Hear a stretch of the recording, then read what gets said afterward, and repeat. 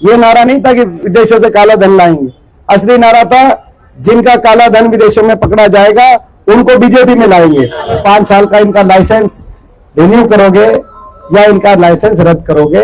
सही बात है, फैसला तो आप एक करोगे, बटन एक दबेगा, लेकिन उसका 2 मायने हैं। एक तो रिपोर्ट आपको प्रदेश सरकार, जो पिछले 8-9 साल हो गए इन सरकार को, प्रदेश सरकार को 8 से ज्यादा साल हो गए और केंद्र की सरकार को 9 साल हो गए, बड़े वायदे करके सरकार आई थी। आज पहला फैसला आपको इस सरकार पे देना है कि आप इसी सरकार को 9 साल के काम देखते हुए 5 साल का इनका लाइसेंस रिन्यू करोगे या इनका लाइसेंस रद्द करोगे और हरियाणा को दोबारा से विकास की पटरी पर लाने का फैसला करो। आपने देखा इन 8 साल में, इन 9 साल में हरियाणा जो देश में विकास में सबसे आगे जिनकी गिनती होती थी हरियाणा प्रदेश की, आज विकास कार्यों में ठप हो गया। बेरोजगारी में देश में नंबर 1 पहुंच गया। महंगाई का इनका नारा था कि बीजेपी आएगी महंगाई कम कराएगी। महंगाई कम हुई ज्यादा, मुझसे ज्यादा आप जानते हैं। सिलेंडर 400 रुपए पे था, अब सिलेंडर कितने पे है?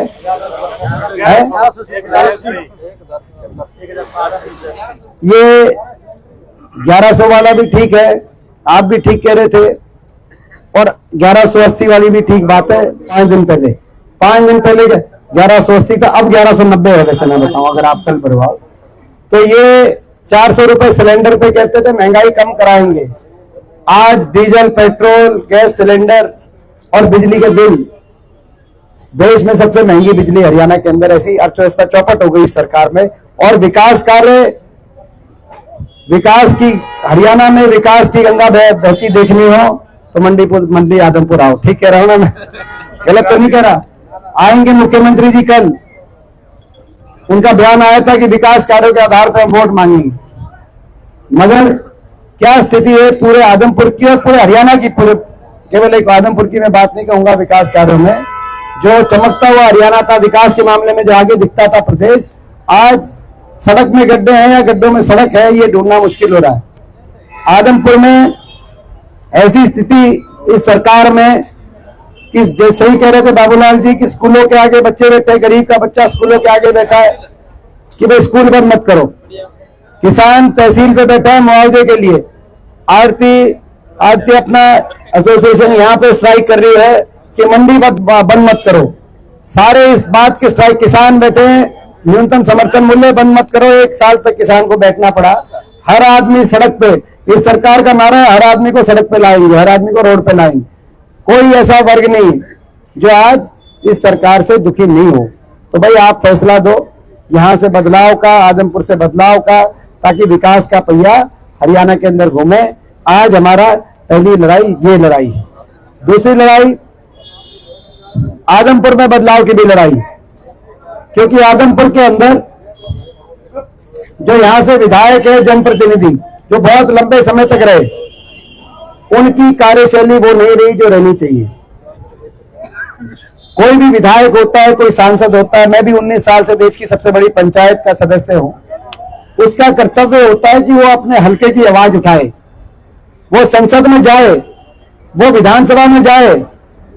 मगर ये कैसा विधायक है?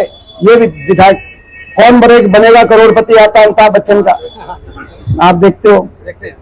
उसमें एक सवाल कि भाई वो विधायक बताओ, वो सांसद बताओ जो सालों साल विधायक रहा हो और सालों साल सांसद रहा हो, लेकिन कभी संसद और विधानसभा में बोला ही ना हो। क्या नाम है? ये एक बार भी नहीं बोले, ना संसद में बोले। हम एक दिन ना बोले संसद में तो हमारे पेट में दर्द हो जाता है कि हम अपने इलाके की आवाज तो रखें, देश के लिए बोलें, प्रदेश के लिए बोलें, कुछ देश के मुद्दे पे बोलें, कुछ प्रदेश के मुद्दे में कुछ सोच तो रखें। ये कभी संसद में नहीं बोले। ये 2 हमारे विधायक बैठे हैं, भारत भूषण बत्रा जी और शीशपाल जी, आप इनसे पूछो, विधानसभा के अंदर कभी ये बोलने की बात तो दूर है, विधानसभा में जगह ही नहीं, जाते ही नहीं विधानसभा में, ना लोगों के विकास कार्यों के लिए लड़ाई लड़ते, और पार्टी बदलते हैं, बार बार पार्टी बदलते हैं। 10 साल में 2 बार कांग्रेस छोड़ दी, 2 बार बीजेपी छोड़ दी। आज ये नहीं कह सकते कि कौन सी पार्टी ठीक है, क्योंकि आज तो कह रहे हैं बीजेपी ठीक है। मगर आज से 4 महीने पहले कह रहे थे कि हरियाणा का भट्टा बिठाने का काम किया तो बीजेपी सरकार ने, खट्टर सरकार ने हरियाणा का भट्टा बिठाने का काम किया। कह रहे थे कि नहीं कह रहे थे? और उससे 4 साल पहले कह रहे थे कांग्रेस ने भट्टा बिठाया, उससे 4 साल पहले कह रहे थे कि बीजेपी ने बिठाया। 10 साल में 2 बार कांग्रेस, और जब छोड़ते भी हैं तो इतना सब कह देते हैं।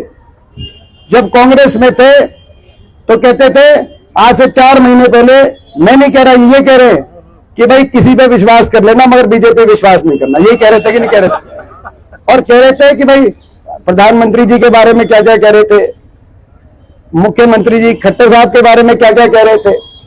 शायद यही कारण है, इतना सब कह रहे थे कि आज सरकार ने इनको, अभी तक मुख्यमंत्री जी आए नहीं चुनाव में, बीजेपी तो ज्वाइन कर ली, बीजेपी को वोट की जरूरत थी। लेकिन आज एक बहुत बड़ी शुरुआत इनको मिली थी। चौधरी भजनलाल जी का नाम था, सम्मान था, वहां से शुरू करके खुद का भी नुकसान किया, पार्टी बदल बदल के खुद का भी कद घटाने का काम हुआ, और हल्के का भी नुकसान है। आदमपुर हल्के के नौजवानों का भविष्य चौपट हो गया, विकास चौपट हो गया। आज कोई सी पार्टी इनको सीरियस नहीं लेती। और क्यों पार्टी बदली? नाम ले दिया चौधरी उदयभान जी का कि भाई चौधरी उदयभान जी को प्रदेश अध्यक्ष बना दिया कांग्रेस पार्टी ने। उनके बारे में उल जलूल बयान दिया। क्यों? उनका मैं देख रहा था 2 दिन पहले उनके बारे में क्या सब नहीं कहा, उनका नाम लेके, लेकिन असली हकीकत कुछ और थी। आपको पता है चौधरी उदयभान जी का तो नाम ले रहे, क्यों भाई? क्या चौधरी उदयभान जी को अधिकार नहीं है प्रदेश अध्यक्ष बनने का? वो एक गरीब के घर, एक दलित के घर जन्म लेकर हरियाणा की कांग्रेस की सर्वोच्च कुर्सी पे पहुंचे, 4 बार विधायक रहे, जमीन से जुड़े हुए नेता, लेकिन उनके बारे में क्या क्या बोल रहे? क्या उनको अधिकार नहीं है? क्या ये अधिकार केवल आपको मिलना चाहिए? ऐसा नहीं है। बाबा साहब ने जब अम्बेडकर, सभी का अधिकार बराबर, मगर असलियत कुछ और थी। सबको पता है कि ये तो केवल नाम ले रहे हैं चौधरी उदयभान जी का, हकीकत कुछ और थी। मैं गलत तो नहीं कह रहा, हकीकत कुछ और थी। बीजेपी का एक और नारा था, क्या नारा था? काला धन लाएंगे, विदेशों से काला धन लाएंगे और सबके बांटते 15 लाख आएंगे, 15 लाख खाते में आएंगे। खैर खाते में तो कहाँ में थे, मगर वो नारा जो था वो हमने सुनने में गलती हो गई। ये नारा नहीं था कि विदेशों से काला धन लाएंगे, असली नारा था जिनका काला धन विदेशों में पकड़ा जाएगा उनको बीजेपी में लाएंगे, उनको बीजेपी में लाएंगे, राज्यसभा की वोट डलवाएंगे, उनके काले धन को सफेद धन करवाएंगे और देश को भ्रष्टाचार से मुक्ति दिलाएंगे।